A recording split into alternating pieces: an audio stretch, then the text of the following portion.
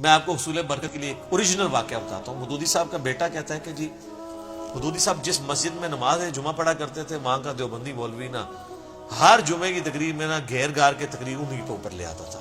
جس طرح مجھے بھی اس تکلیف سے گزرنا پڑتا ہے, میں پریکٹیکلی گزروں, باقی ایسا ہی ہوتا ہے. مجھے مولوی دیکھ لیں تو وہ تقریر کا رخ بدل دیتے ہیں. تو اور کہتے ہیں مودودی صاحب پہلی صف میں بیٹھ کے تقریر سنتے رہتے تھے. کبھی انہوں نے نہ ان کے ماتھے پہ کبھی تیوری آئی, نہ کبھی غصہ آیا, نہ بھی کچھ. کہتے ہیں ایک دن تو اس نے کہا کہ یہ جو بیٹھا ہے نا یہ سر کڈا جگرا. علماء جو اہل حق ہیں نا وہ کہتے ہیں کہ مودودی صاحب کا علم ان کے علم سے بھی زیادہ تھا. علم تو سر سنبھالا نہیں جا رہا. دنیا میں ایک انسان ہے, بلکہ میں کہتا ہوں اسلامک ہسٹری میں ایک انسان ہے جس کی ہر ٹاپک پہ آپ کو کوئی نہ کوئی بک ملے گی,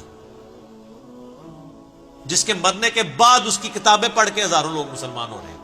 یہ ابو امینہ بلال فلپس مودودی صاحب کا ایک کتابچہ پڑھ کے مسلمان ہوا ہے, جس نے 10,000 امریکن فوجیوں کو مسلمان کیا ہے. مودودی صاحب کے ایک کتابچے سے ہوا ہے.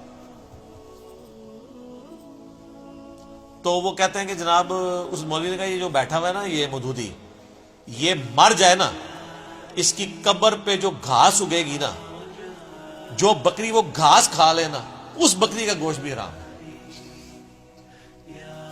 وہ کہتا ہے جی میں تو غصے سے اٹھا, میں واپس آیا, میں نے کہا جی اماں جی میں نے اب اس مسجد میں جمعہ نہیں پڑھنا. ظاہر ہے بیٹا تو بیٹا ہوتا ہے, کون سنتا ہے. تو کہتے ہیں مودودی صاحب آئے تو ٹھنڈے ہو, کہتے ہیں بیٹا کیا ہو گیا, اس سے کیا فرق پڑ جائے گا, کچھ بھی نہیں ہوگا. کہتے ہیں وہ اتنے برف کے بنے ہوئے. تو سر آج اس مولوی کا نام مجھے بھی نہیں پتا, اور وہ مولوی کا ذکر مودودی صاحب کی وجہ سے ہو رہا ہے. جس طرح ابو جہل کا ذکر جو ہے وہ نبی علیہ السلام کی وجہ سے ہو رہا ہے, ورنہ ابو جہل کو کس نے جاننا تھا کہ ایک عمر بن ہشام ہوتا تھا, اس کو ابو الحکم کہا جاتا تھا, پھر وہ ابو جہل بن گیا. یہ ساری کی ساری چیزیں کس کے ساتھ جڑی ہوئی ہیں, نبی علیہ السلام کی مبارک ذات کے ساتھ.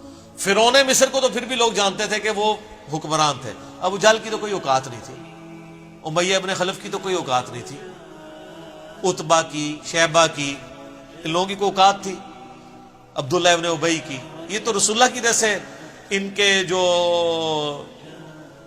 ذکر ہے مردہ ذکر زندہ ہے برائی کے ساتھ, ادروائز تو ان کو کسی نے یاد بھی نہیں کرنا تھا. تو مودودی صاحب کے مخالفین دیکھ لیں اپنی اپنی موتیں مار چکے ہیں, آج ان کو کوئی جانتا نہیں ہے, بلکہ ان جن کے بارے میں ان کو مان تھا ان کو کوئی نہیں جانتا. اور میں آپ کو بتاؤں پاکستان میں تو پھر بھی علماء لیول کے لوگ بڑے بڑے علماء کو جانتے ہیں, عوام الناس تو اپنے فرقے کے بڑے مولویوں کو نہیں جانتی.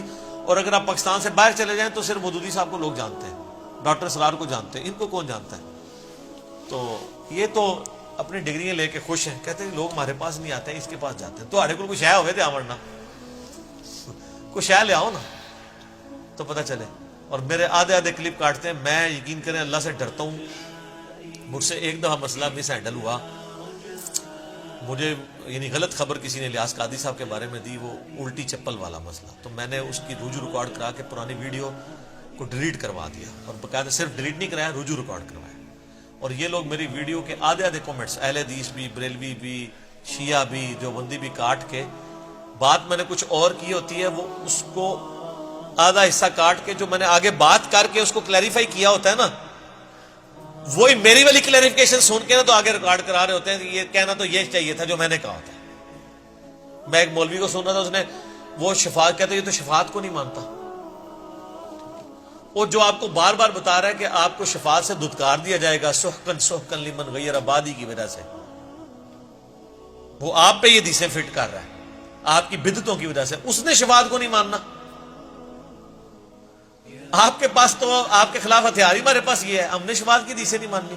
میں نے آج سے 7-8 سال پہلے شفاعت کے اوپر پورے ڈیٹیل لیکچرز ریکارڈ کروائے, میں ہمیں بتا رہے ہیں. میں تو جب شفاعت کے ڈینائل کے اوپر آیات ہیں وہ بھی پڑھتا ہوں, پھر بتاتا ہوں کہ کون سی شفاعت نہیں ہے اور کون سی بالاذن والی ہے, اور وہ بھی کس حد تک ہے.